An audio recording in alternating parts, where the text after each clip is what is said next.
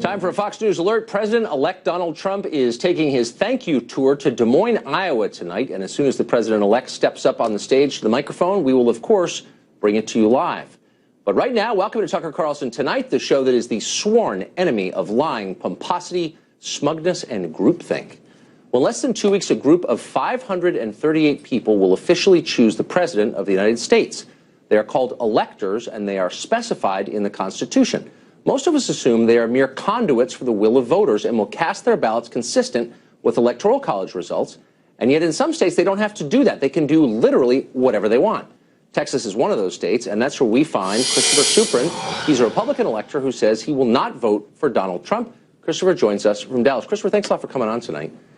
So thank you. I'm happy to be on your new show. Thank you. I assume this election was over and that Trump won, and you're saying no. That's correct. December 19th is when the election actually happens. Right. I'm actually surprised you didn't know that.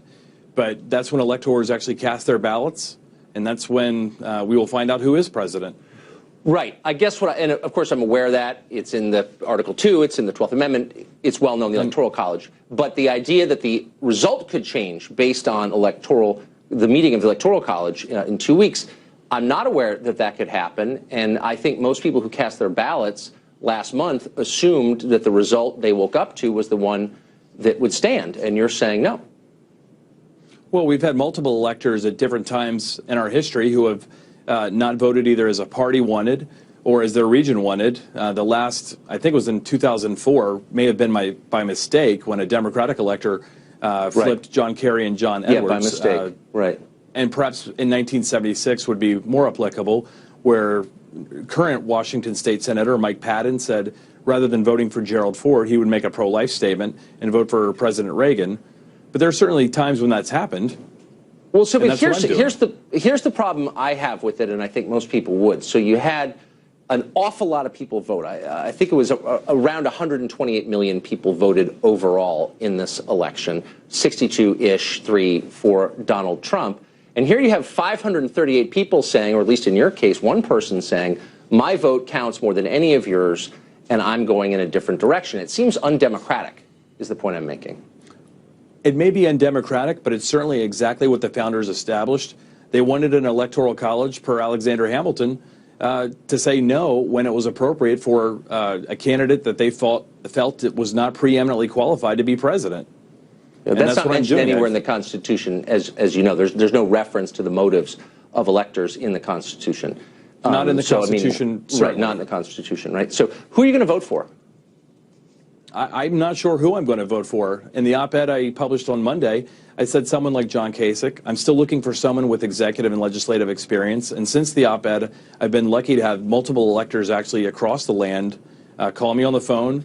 We've had some interesting conversations. But when the topic of who to vote for comes up, the name that keeps trickling back to the top is John Kasich again and again. He said he doesn't want to be voted for. But again, what gives you the power to do that? I mean, the whole point of the system is that you are standing in by proxy for millions of your fellow citizens and doing their will. And you're saying, in effect, I don't care what you think. I'm doing what I want, even though my job is to stand in for you, if you see the point. Well, I disagree with the point. It's not to stand in for someone else. There's no constitutional assumption that the Electoral College is simply a rubber stamp. Otherwise, they would have simply said the states would award those values to those candidates. Again, it's not in the Constitution, but certainly in Federalist 68, the Founding Fathers had an idea that they were worried about a demagogue taking over office, simply winning by the mob mentality. And it hasn't happened. We've been lucky in America thus far, but this year's different. Wait, I get it, and I get you don't like Trump, and I think that's totally fine if you don't like Trump.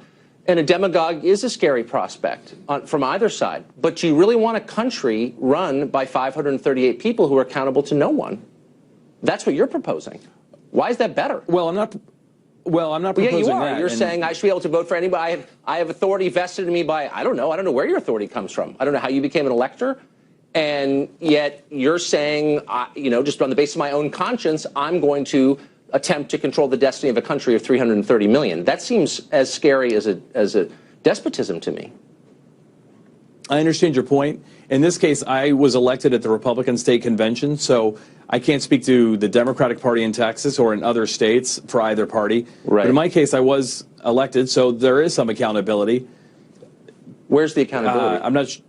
Well, the accountability is you were elected by a body through a process. Right. It's So not willy-nilly. you don't. It's right, but there's no accountability. Nothing happens appointment. to you. Sure, but I mean, nothing. There's no accountability because you can vote for whomever you want. And no one can do anything to you. You can't be fined. You can't lose your job. There's no. I mean, there's literally no accountability, right? Well, I guess that depends on the brushback you're looking at. Well, what would the accountability be?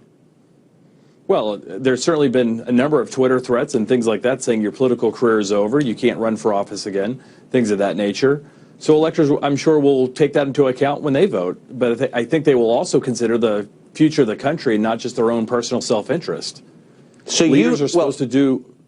But isn't the country supposed to be governed by its population? I mean, there are hundreds of millions of people in the country. They had an opportunity to vote. Every adult over 18 had an opportunity to vote, and more than 100 million of them did, and they made their preference clear per the rules. And you're saying, I don't care what they did, and you're moreover saying, go ahead. I was going to say, let me make sure I heard you right. You say the nation should be governed by the population? Yes. Because if that's the case, we wouldn't have an electoral college. We'd have a popular vote or a national popular vote. Well, the electoral college reflects, of course, the results in the states. So, I mean, it's not pure democracy, but it's still representing the desire of 128 million people, not 538, or in your case, 1. Here's my last question to you. You describe yourself, and I think I'm quoting, as a moral elector. You're suggesting that people who are voting for Trump in the electoral college 2 weeks from now are immoral? No, I'm saying I'm taking a conscious decision to consider who I'm voting for. I don't think Donald Trump meets the test to be qualified to be president. And but why frame it in moral terms? What other terms would you prefer? I don't know, political terms, preference. I mean, I like this guy, I don't like that guy, but instead you're bringing it to a moral level. I'm making a moral choice, and the implication is others aren't. And I'm saying, why even frame it that way? Because I mean, it brings the conversation to a different and much more heated level when you say, I'm making the moral choice, which is what you're saying. Well, I am making a moral choice. I am choosing to examine his qualifications. There are probably other people who may be doing the same thing and coming to a different conclusion, and that's fine. That's why we have an electoral college to cast these votes. Last question. What do you think would happen to the country, to the social fabric, to the stability of the country upon which everything else is built, if somehow the election were taken away from Trump in the Electoral College? That's a great question, and my answer to that is the Electoral College is part of the Constitution. It follows under the rule of law, so if Mr. Trump gets 270 electoral votes, he will be president. If he doesn't, and no one gets 270 votes, it'll go to the House of Representatives as described in Amendment 12, and the rule of law will exist. For me to vote against Mr. Trump or for someone else is a legal vote, but to suggest insurrection as a source of course, I'm not suggesting insurrection. I'm merely saying if you tell people in the end it's not a democracy and a small group of unelected people like you get to make the choice, they're going to freak out. I'm just noting that because that's the way it works. Christopher, thanks a lot for joining us. Thanks for having me on. Have a great day.